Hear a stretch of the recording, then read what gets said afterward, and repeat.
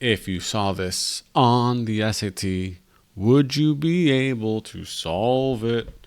Candidate A gains 52% of the votes. Candidate B gets 528 votes. How many votes did candidate A get? All right, so if candidate A got 52%, we can assume candidate B got 48%. Now, we set up a proportion and do 48 over the 52% equals 528 over x. You can simplify this if you want and get 12 over 13. You could also just plug this into a calculator.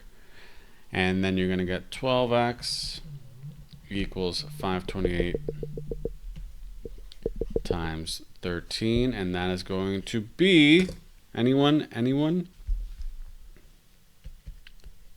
572. Easy peasy, beautiful. You could sing to it.